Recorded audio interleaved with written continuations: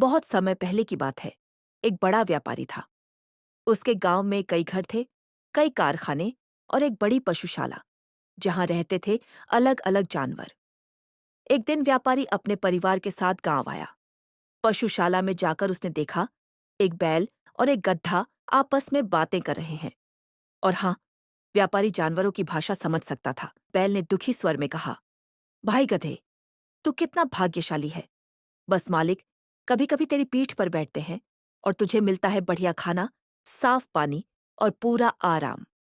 और मैं दिन भर हल जोतता हूँ, पीठ पर चाबुक पड़ती है, भूखा प्यासा रहता हूँ और रात भर गोबर के बीच पड़ा सोचता हूँ, क्या कभी मैं भी चैन की सांस लूंगा। गधा मुस्कुराया, बिल्कुल, अगर तू चाहे तो ये सब बदल सकता है। एक काम कर, बीमार बन जा, खाना मत खाना, जमीन पर गिर जा, देख कैसे तुझे आराम मिलेगा। बैल को उपाय झंझ गया। अगली सुबह जब हलवाहा आया तो बैल जमीन पर लेटा हाँफ रहा था।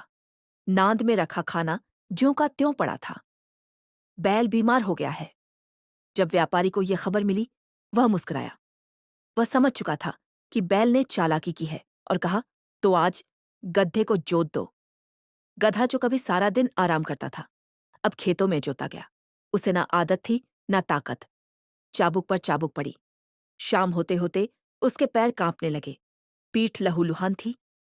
उधर बैल अपने आरामदायक कोने में बैठा गड्ढे को दुआएं दे रहा था।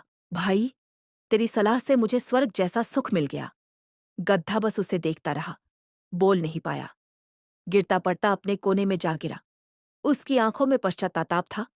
अरे मूर्ख, तूने बैल को आराम तो दे दिया, पर अपने लिए नरक बना लिया। अचानक गूंजती है मंत्री की आवाज, बेटी, तू क्यों चाहती है कि गधे की तरह खुद कष्ट उठाए? तू इस समय सुख में है। शहरजाद मुस्कुराई, आंखों में जिद। पिताजी, मैं फिर भी बादशाह से विवाह करूंगी, जो भी हो।